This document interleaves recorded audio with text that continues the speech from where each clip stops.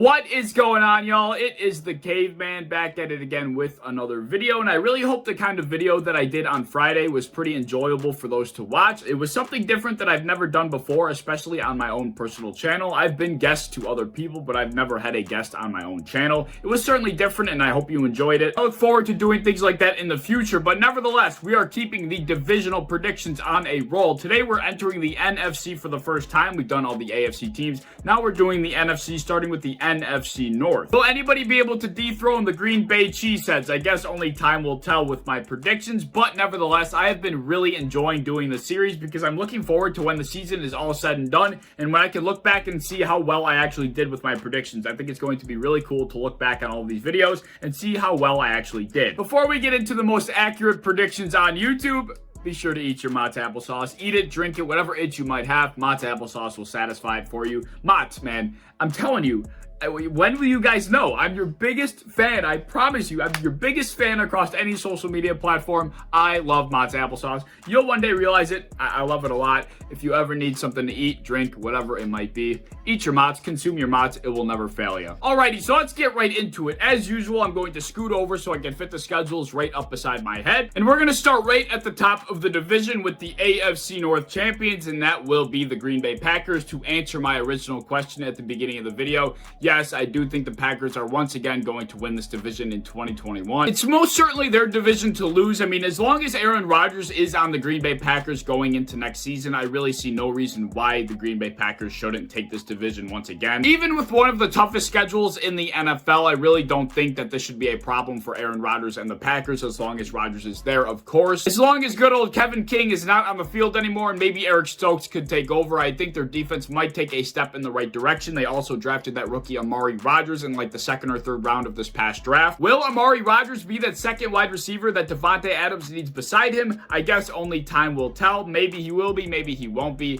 Regardless of that, I do think the Aaron Rodgers-led offense of the Green Bay Packers is going to dominate like they did last year. Aaron Jones on the ground is going to be a force. I don't foresee anything changing in this division with this team whatsoever. It's really the Green Bay Packers division to lose at the end of the day. I even have the Packers taking down the AFC champions, the Kansas City Chiefs. The Chiefs have to lose to somebody, right? Their schedule isn't the hardest thing in the world, and they have to lose to somebody. I think the Green Bay Packers are going to be the team that gives them one of their few losses. So even though I have the Packers taking down the Chiefs, they are still going to suffer a few losses along the way. The first one coming against the Los Angeles Rams. This team I really expect to be very good next season with Matthew Stafford at the helm. I think the Rams are going to be a force to be reckoned with. Once we do the predictions with the Rams, you will see how good I think they will be. The number one way to beat a team that Aaron Rodgers runs is to get in his face. Like the Tampa Bay Buccaneers did, the pass rush was relentless. The Rams have a good pass rush if you were not aware. Aaron Donald is the best player in the NFL, and he happens to be a pass rusher. So yeah, I think the pass rush is going to disrupt Aaron Rodgers enough. And the Los Angeles Rams will give the Green Bay Packers their first loss of the season. And then I have the Bears taking down the Packers as well. I think Justin Fields will be the quarterback at that time. I think that team will start to be picking up momentum. And assuming Justin Fields is balling out, I think that pass rush of the Chicago Bears is also going to be a lot to handle for the Green Bay Packers. That is why I have them losing that game. And then I have their third and final loss coming up against the Minnesota Vikings. This might be a little bit of a surprise to you. I just gave them this loss because they're division rivals. It's like the rivalry between the Vikings and the Packers. I don't really have a good reason as to why I think the Packers will for some reason drop this game. I just think they're going to. Don't ask me why. It's just a divisional rival game. Any week in the NFL, any team can win. This will be the Vikings week over the Packers. Nevertheless, only 3 losses on the season for the Green Bay Packers, going 14-3, taking the NFC North once again as expected. Like I said, I don't think any of these teams really have a chance against the Packers, at least for the division. As far as the playoffs go, I really don't know. I guess we're going to have to find out. But anyway, Packers 14-3, NFC North champions. Let's move on. So coming in second of the NFC North, I got the good old Chicago Bears. I can't imagine that Andy Dalton is going to be the starter of this team for that long. You know, you never know with Matt Nagy. You never know with the Chicago Bears what bullshit they're going to pull. But I just can't imagine that you just keep Justin Fields on the bench for all that long, you know, especially after the way that Andy Dalton played last year. There's just no way that Justin Fields does not see the starting role, like, at least halfway through the season. They're going to have to put him in. Especially with how brutal of a schedule the Bears have this season. It's one of the hardest in the NFL. The entire NFC North has a very hard schedule this season. They're going to have to do what they have to do to be a good football team, and Andy Dalton's not going to be what they have to do. They're going to have to put in Justin Fields. It's as simple as that. But until that happens, I do think the Chicago Bears will be very hit or miss with Andy Dalton. Andy Dalton on a very good Cowboys offense really struggled. He was a shell of his former self. When Dak Prescott went down, everybody assumed that the Cowboys would be just fine because Andy Dalton was a very good starter in the NFL for a very long time,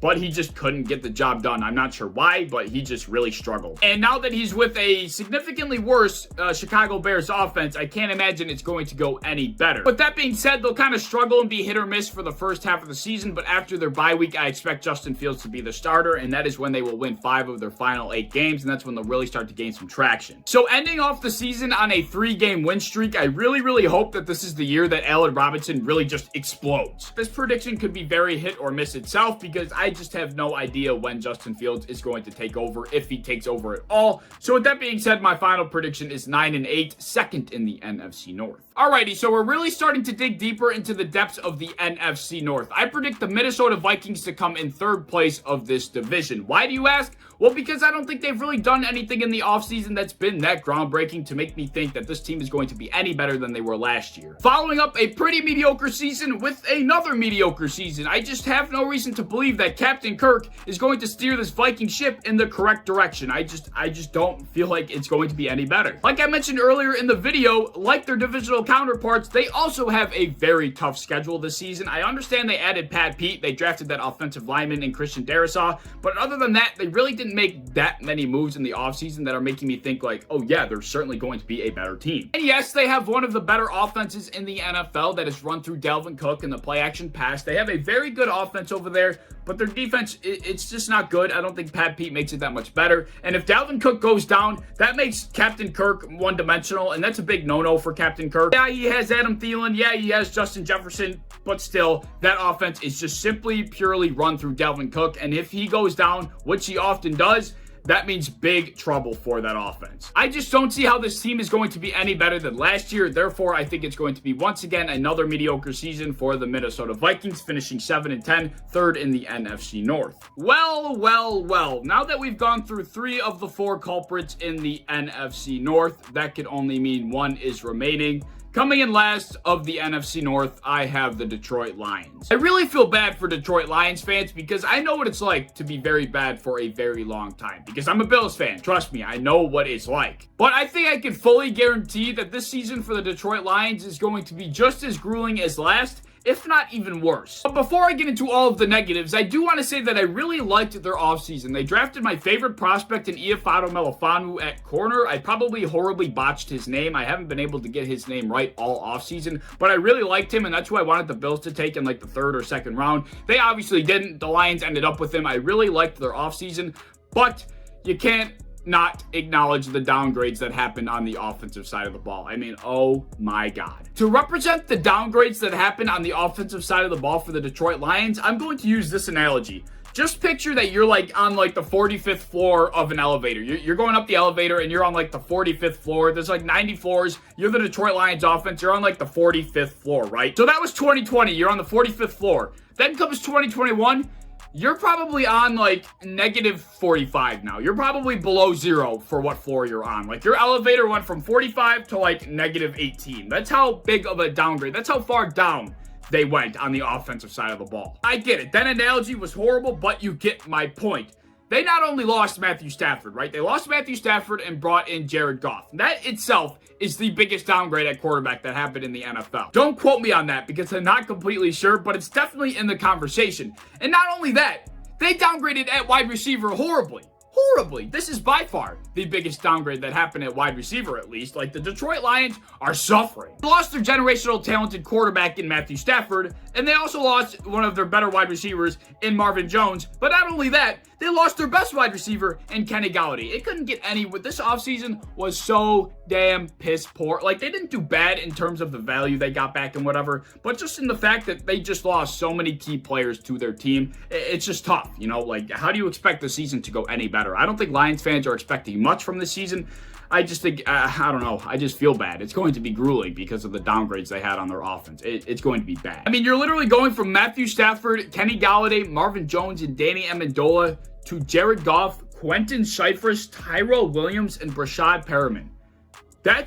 Tell me, can you name a bigger downgrade, can you name something worse than that? Holy shit, it's horrible. I understand they got TJ Hawkinson, and they got DeAndre Swift. They have a couple bright spots, but still. Not to mention that their defense probably it's not going to be any better either. The Detroit Lions are going to be in for one miserable ride in the 2021 season, and I think I could say that with pretty strong confidence. Well, like I said, on the flip side, I really liked what they did in the draft. I think they're trending in the right direction, regardless of the bad downgrades they took this offseason. I think they gained a lot of value. I think they could be building for the future. So, hopefully they do have a bright future in the next 3 or 4, maybe 5 years. Nevertheless, coming in last of the NFC North, I got the piss poor Detroit Lions at 4-13. So yeah, those are my finalized predictions for the NFC North. The Green Bay Packers taking it home once again. Predicting the NFC North standings definitely was not as difficult as some of the other divisions were. And the reason for that is because the predictions that I have for 2021 in the NFC North happen to be the same exact standings that were finalized in the 2020 season. So nothing really changed, like I've been saying this entire video. None of these teams really changed drastically. The Lions got extremely worse, and they already finished in last. The Bears got Justin Fields, but they might not even play him, so they'll be just as mediocre. And the Vikings are the Vikings, so who knows what will happen with them. And the Packers are still good with Aaron Rodgers, so they're still going to win the division. So with that being said, I don't see much changing, which is why I have the predictions for 2021 being the same exact standings that happened in 2020. Call me boring, call me whatever you want. That is just what it is. Not much really changed in this division. That's the reality of it. So let me know any thoughts you have down in the comments below. Any thoughts on the video, any thoughts on my predictions. Leave your predictions down in the comments as well. If you enjoyed the video, and I hope you did, please like, subscribe, do all that fun stuff. If you want to hit the bell to be notified when I upload, I would appreciate that. If you want to go over to Twitter, follow me over there, I would appreciate that as well. I'm a part of the built-in Buffalo content creation team. If you enjoy Buffalo Bills content, be sure to follow and subscribe to them on any social medias that you may have, and I hope to see you in the next one. Peace.